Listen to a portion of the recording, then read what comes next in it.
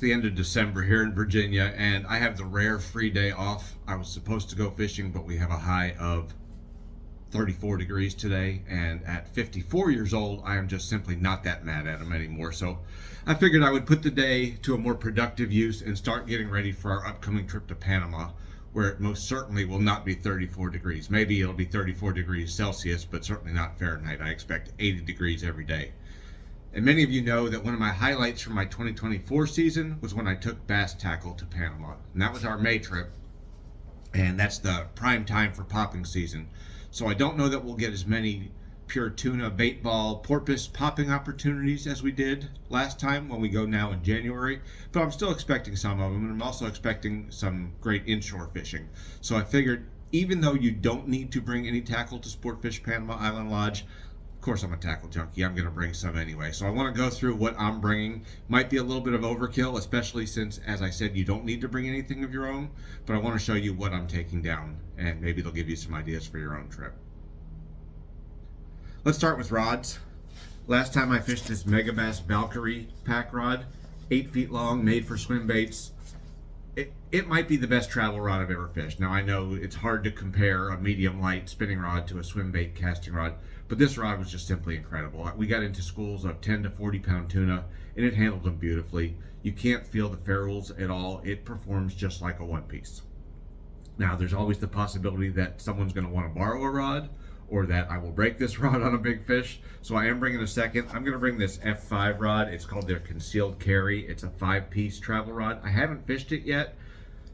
I'd be a little worried about bringing this as a carry-on called Conceal Carry, but it's going to go packed in my suitcase. So this will be my backup. I may actually start off with it just to see how it handles compared to the Valkyrie. Then it comes down to reels. My most exciting tackle purchase of 2024 was a Shimano Stella of my own. Stella 14,000 for popping. Again, they have high quality reels down there at Sportfish Panama Island Lodge, but one of the problems is if you retrieve with your right hand like I do, a lot of the reels are set up to retrieve with your left hand. Obviously you can switch the handles, but with the high-end reels like the Stella, it takes a little more effort than just unscrewing one and screwing it back on. So I figured I was going to invest in myself and have a spinning reel dedicated to myself. Then it comes time for the bait casting reels. Last time on the Valkyrie, I used this Tranx 300. I'm going to bring that again. I was a little worried that it wouldn't have enough line capacity, but with those 10 to 40 pound tuna, I never got spooled. So unless I get into a real monster, I don't think I'm in danger. Then it came to the issue of a second or a backup reel and what to bring. I have a relatively new Shimano Calcutta 400B. That's one of their round reels. It holds more line than this Curado 300K. Here's the problem. The Curado 300K is 6.6 to 1. The Calcutta B is 5.0 to 1. I figured since the Tranx is a sub 6 to 1 reel, I needed one a little faster, so I think I'm going to bring as my second casting reel this time the 300 Curado. It's a fantastic reel. I've used this for swim baits. I've used it for Alabama rigs. Haven't used it for tuna yet. We'll see how it does. Maybe the Calcutta will go on the next trip. Then it comes to line. They use almost exclusively 65-pound test braid down there with 100-pound or 80-pound test fluorocarbon leader. I got some of this Suffix 832 65-pound test. This is their coastal camo color. I've never used a braid in that sort of color. Just seems to go really well with the blue water. So I'm going to put that, first of all, on the Tranx, and I'm certainly going to put it on my Stella. Then, for the Curado, I got some of this Sunline Siglon PEX8. That's one of their newest lines. It's an 8-strand line, as you can imagine. That's in 50-pound test. And I'm going to put that on my second casting reel. And I'm going to bring this extra spool. This is, I think, 1,200 yards. 1,200 yards of 65-pound test. So I'm going to bring this in case I get spooled or in case I have a problem with my line. I have some extra and I can respool. Then it comes time for lures. Obviously, the big deal down there is popping. And the Yozuri poppers that they use are fantastic lures, but I want to get on some topwater bites of my own. So I'm struggling with it because I really want to be the first person to catch a tuna on a rat. I'm guessing no one has ever done that. The problem is a lot of the rats are real expensive. This Spro rat in 50 size is one that I've used a lot at El Salto, and I've had great success with it. I'm just a little bit afraid. The hooks look like they might get bent out by a tuna. I haven't had that problem with a bass, but I'm a little bit afraid of the hardware. So I'm going all in. I've got this PB Rat 3-piece. You can see it has heavy duty hardware and joints in it. It's just a slightly sturdier bait. It's a $150 bait.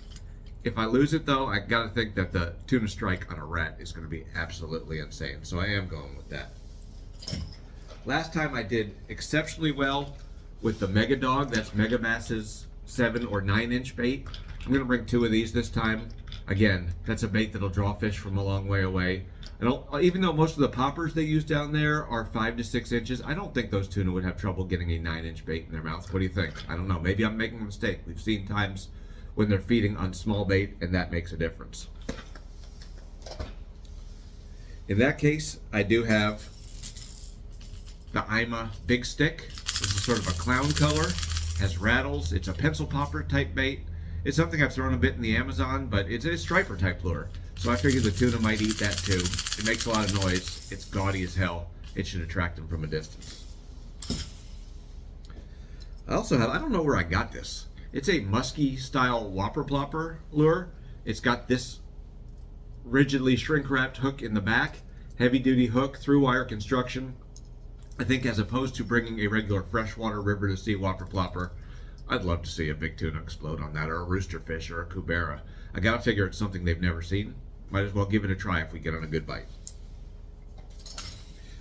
The lure that produced best for me last time was this subsurface lure. It's this Rapala Glide and Wrap. You can see that one has the paint eaten off of it. I mean, I absolutely smoked him on that. And what's cool about it is you can burn the hell out of it, and you see that chartreuse back coming through the water, and all of a sudden something just comes from the side and smokes it. So I'm definitely bringing that bait again. That's going to be my confidence bait down there.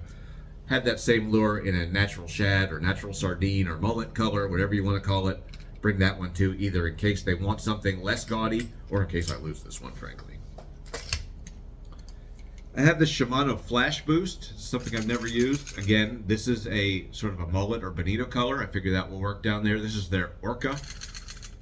Worth a try. It's obviously made for saltwater. It'll stand up to big fish. In that same Flash Boost lineup, I have another one. This is in their sardine color. And I'm also bringing 2 what we in freshwater would call jerk baits. I don't even know who makes this. This is another one from Shimano. And this is the Rapala long cast. This is a slightly smaller size in case we get on fish that are feeding on smaller bait. We'll still be able to throw it a mile. I'm really excited. You know, I don't want to live and die with the idea of using bass tackle down there. Obviously, they have what we need, and I won't hesitate to revert if this does not prove right. But last time I had such a good time doing it, and frankly, we'll be back to Panama. I can afford to waste a day or two doing this, quote-unquote waste, because if I get bit by a big rooster or cubera or maybe a sailfish or a tuna, it's going to be really exciting. This has been one of the thrills of my life, meshing my 2 loves of bass fishing and tuna fishing and taking bass fishermen down to Panama. I highly recommend that you take a trip down there, whether you want to use your own bass tackle or use the tackle that Sportfish Panama Island Lodge provides. I guarantee you'll have a good time. Email us at fishmore@halfpastfirstcast.com. We'll get you down there and we'll help you get outfitted for any trip you want to take.